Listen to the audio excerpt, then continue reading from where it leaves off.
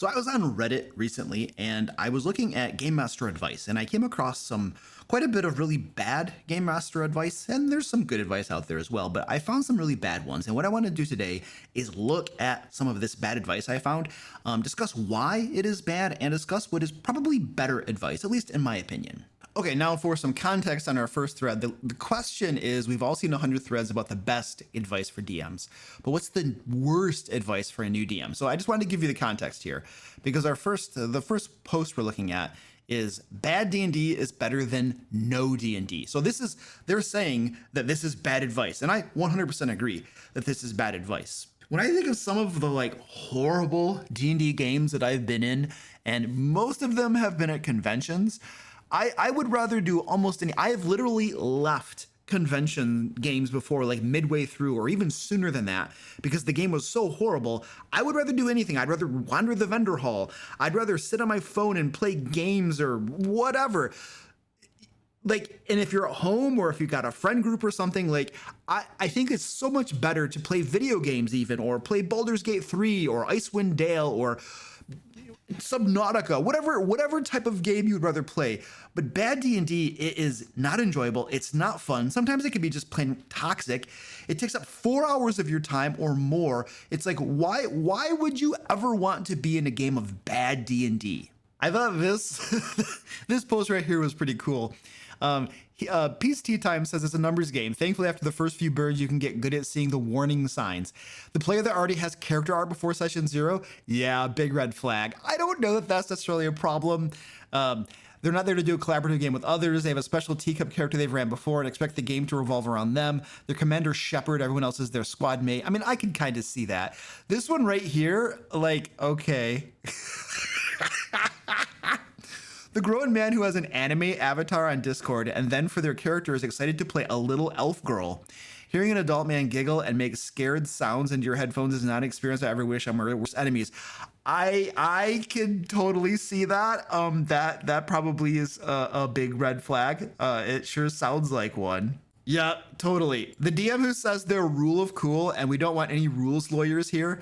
And what that actually means is I don't actually know the rules yet and can't be bothered to spend time learning them. I don't want to play D&D. I just want to improv storytelling time. Yeah.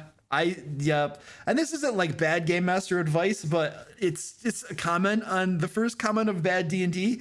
And yeah, you don't want to be in these types of games where they're just I don't, where they have no idea what the rules are. They're just winging it. Or you have a player who probably has some mental health issues or something. I don't know what's going on there. That sounds really sus to me.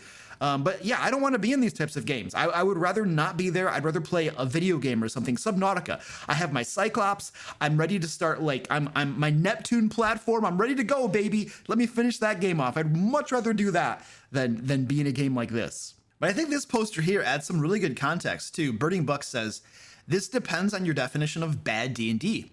If good D&D is just having fun, then all my games have been great. But if it is about how well run the game is, then I have done awful.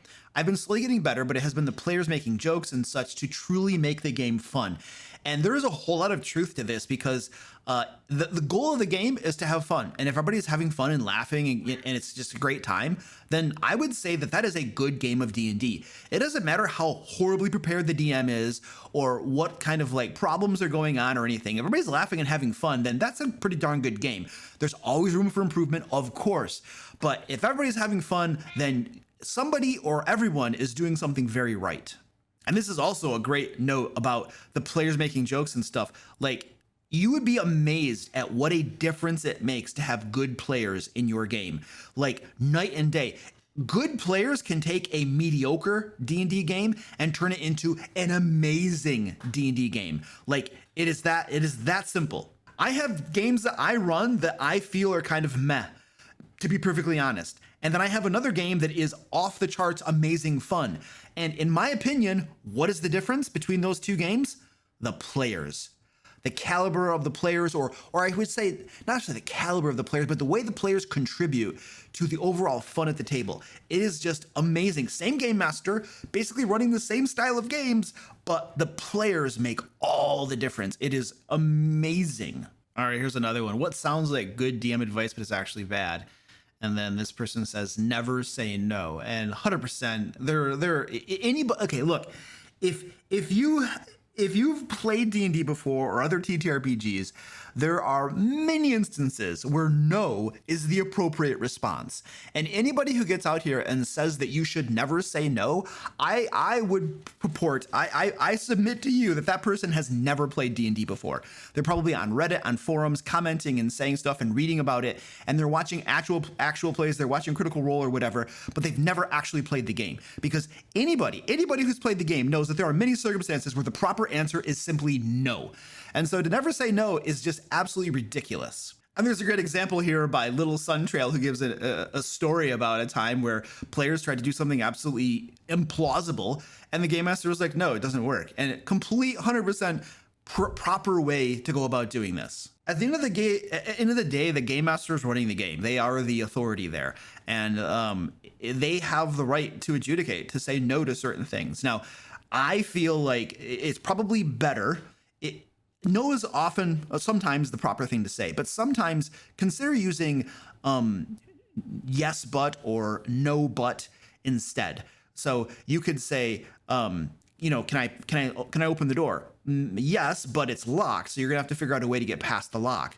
Or they might say, I want to try to convince the Sphinx, that I wasn't trying to attack it, and be like, no, you can't do that, but you might be able to do something else. So there are sometimes like saying yes, but, or no, but, as opposed to no. Another thing too that I've learned is that sometimes players will say they want to do a thing, but that thing they're trying to do maybe doesn't seem plausible to me, but that's from my point of view. And so what I'll ask the player is say, okay, how would you go about doing that thing? And then that gives the player an opportunity to justify why that thing might be possible, right? And then a lot of times they'll explain it to me, and I'll be like, oh, okay, that thing is possible for them to attempt doing. Okay, cool, then make a check. But for my initial reaction, my initial point of view, I didn't think that thing was possible until the player came along and explained to me a way that they would attempt to do it that might actually make it plausible. So I many times like to ask my players to explain to me how they would attempt to do the thing. And then that often avoids me having to say no when there are actually plausible ways to do the thing. Next piece of bad advice: the DM is always right. Again, anybody who's ever played D&D before knows that that is not true at all. Game masters are just like anybody else. We all make mistakes. We screw things up. They're not always right about the rules. They're not always right about their rulings. Their adjudications sometimes absolutely suck. They're people. They're human beings. They're flawed. So it's not true that they're always right. I will say, though, that even if you know your game master isn't right, the way that I would suggest you go about approaching that situation is by stating, your side of things and why you think the rules should work this way, or why the ruling is, a little off or something. Do it politely, respectfully, give logical reasons. Don't just like talk louder and more forcefully. That will never win an argument. And then let your game master make the ultimate call, and then just stick by that call. Like, you stated your case, they made a decision that you don't agree with, let it lie. And hopefully that doesn't happen too often. Hopefully they're mostly fair. But if you do find that your game master is frequently making really bad decisions, screwing the rules up horribly, and refuses to improve at all, well, then maybe that's a sign that you just need to look for a different game master who fits your style of play, or a game master who is open to improving, learning the rules, or making better calls, or whatever it may be. Another piece of horrible game master advice in a thread asking for game master advice: user deleted says don't kill anyone. And yeah, that's just horrible advice. I've been in games before where game masters try to save your bacon, where they don't want to kill anybody. And those games are just not very fun, because you know that there's no risk, there's no consequences to your actions, anything kind of goes, and you're invincible. And I don't find those games super fun at all. My preference, now the converse, of course, to that is if you have a game where you're constantly dying, everybody's constantly dying, well, that can be a real downer as well. Those games are brutal and maybe not quite so fun. There's like a happy middle in there where the threat of death and failure is present, and you have to earn your keep, and you have to make good decisions, and the dice maybe go your way every so often. And then you achieve victory, because victory without cost, victory that isn't earned, is hollow and is not nearly as fun as when you know you earned it, when you know that you could have failed, and that the game master wasn't just watching over you and making sure you succeeded. So I feel games like that are way more interesting and fun. In fact, I would just leave a game if I thought that the game master just wouldn't let anybody die. I would also leave a game where the game master was intentionally killing everybody because they got their jollies from it, because that's not cool either. Yeah, this is Squeaky right here. He's bothering me. This is what he does. When I'm down in my basement talking to myself, whether it's a live stream or I'm recording a video, he'll just come up here and, you know, he just wants to be with daddy. He's jealous. He needs attention. So he's probably going to be here for the remainder of this video. There's a good butt shot for you. This thread is, I need advice on DMing as a beginner. And this poster says, don't over prep and expect a specific thing to happen. Players will always surprise you. Set the scene and know the motivations, but be prepared to follow the players. I found about 50% or more of each session is improv, and the reality is players will think only 5% was improv. I tend to agree with this one mostly. I have a caveat. I definitely agree with this part.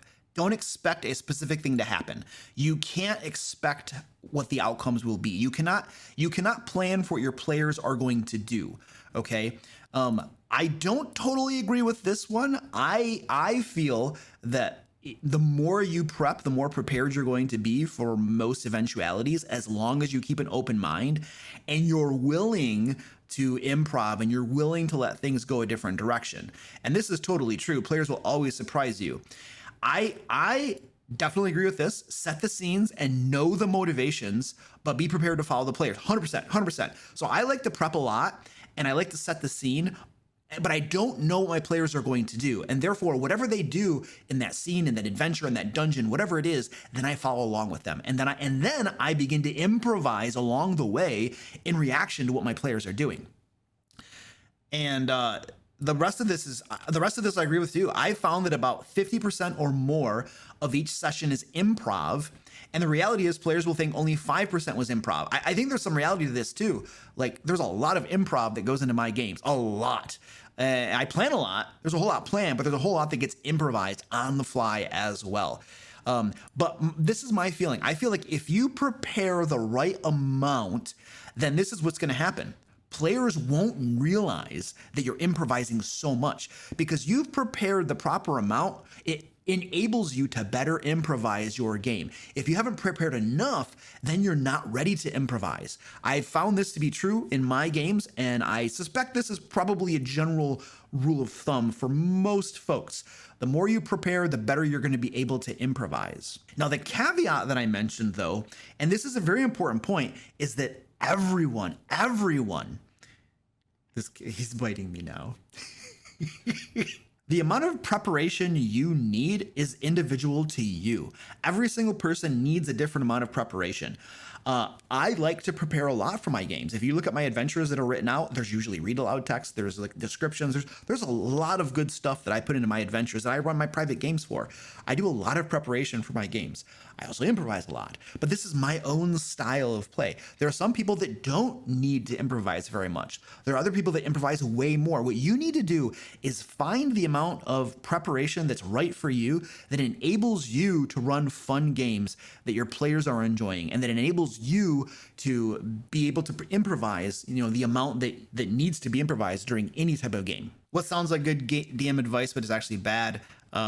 Let players play whatever they want. I agree. That's bad advice.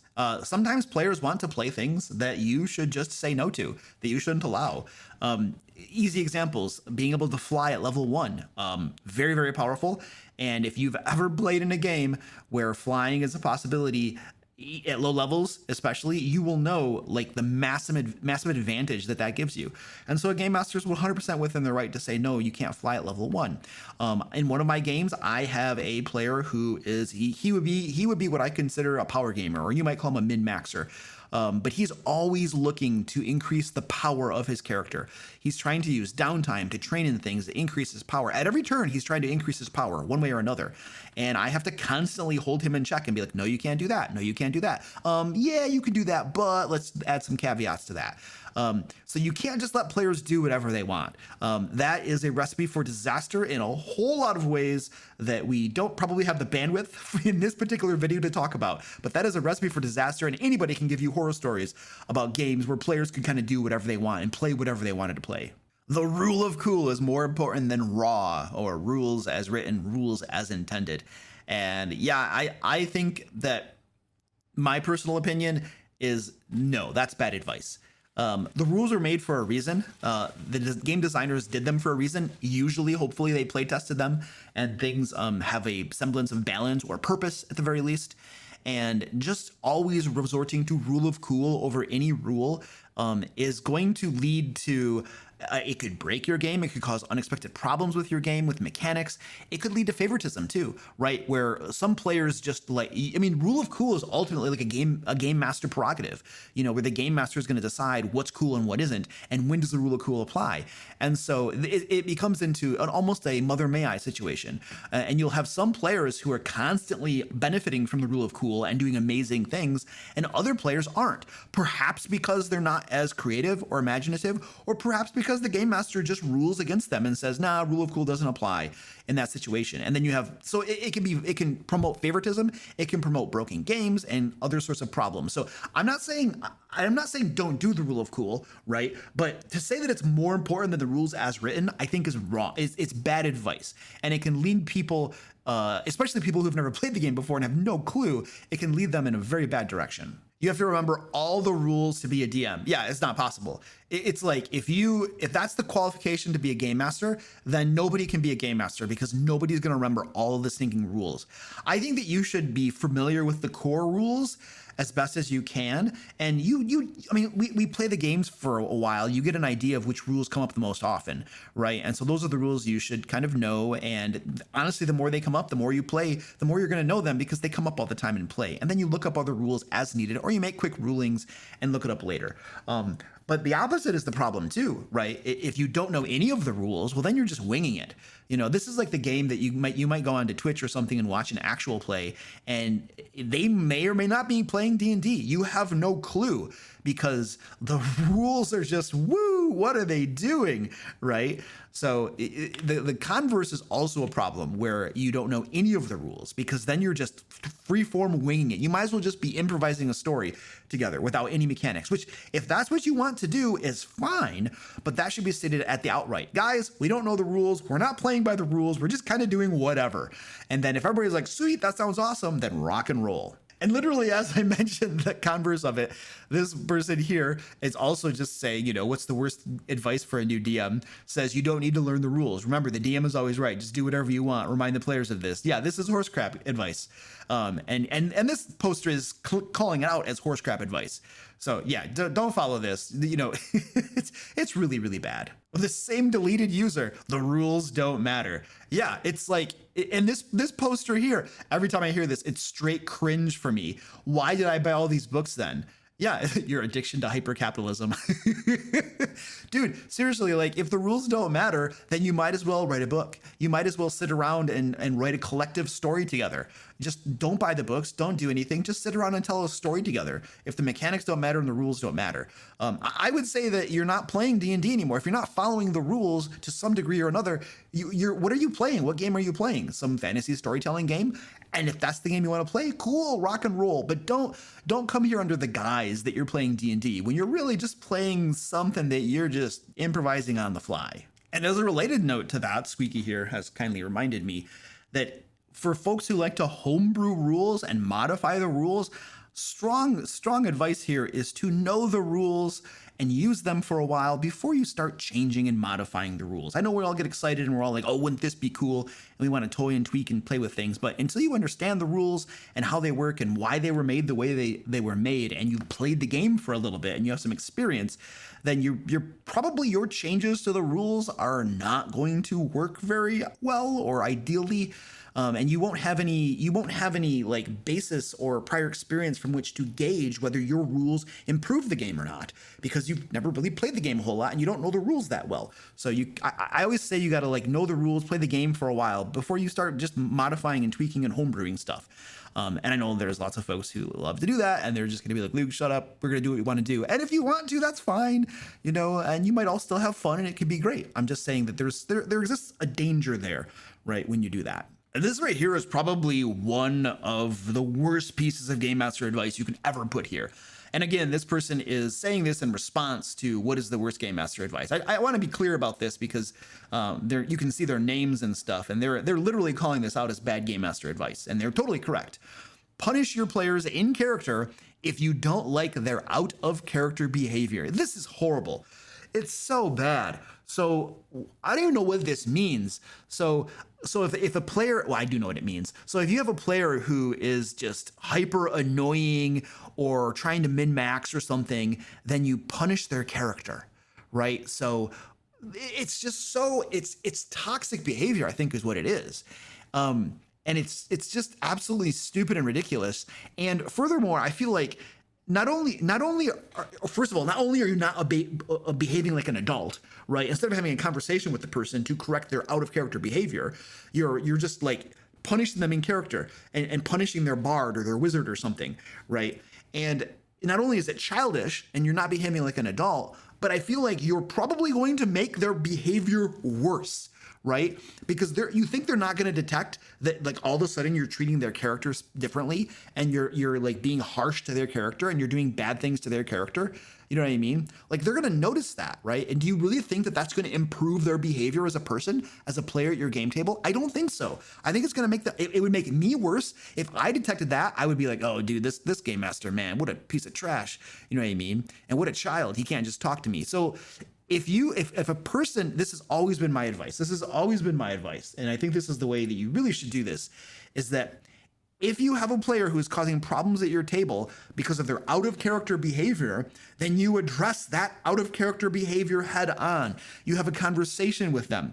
And this might be a private conversation. In some instances, if the grievance is so bad, it might be in front of everybody, right? Especially if it's after multiple times of having done it and having had a conversation.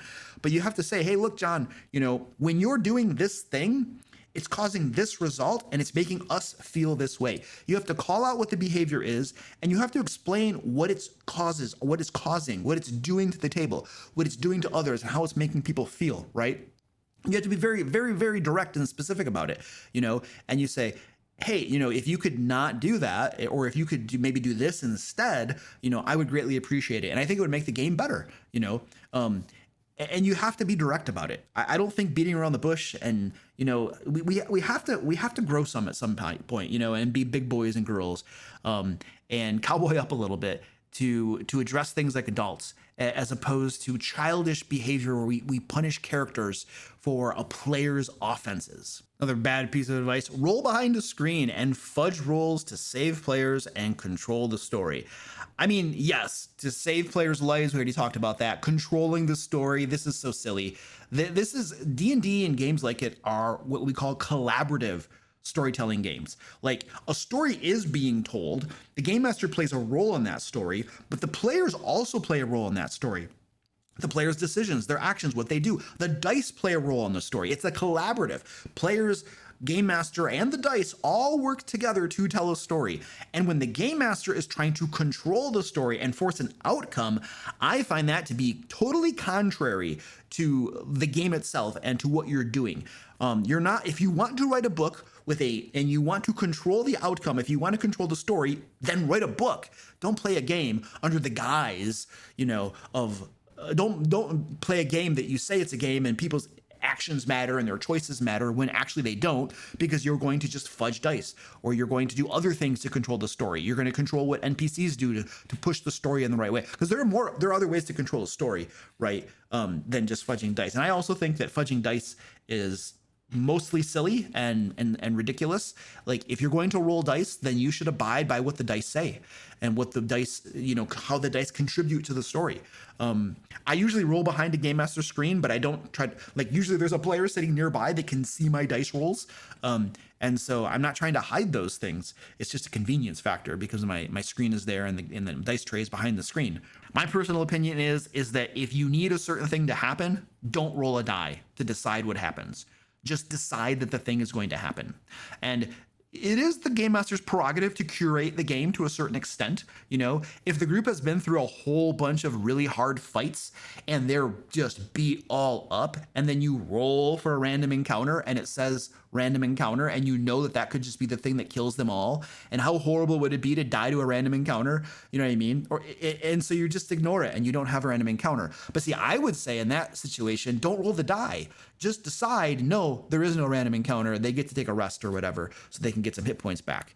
So you have the prerogative to curate the story a certain way, but there needs to be a balance here, right? To where you're curating to a certain extent, but you're also allowing the players and the dice to help control the story and control where things go. Encumbrance, ammo tracking, and rations are just bookkeeping. Ignore them in your games. Look, I have some games where we keep track of these things. I have other games where we don't.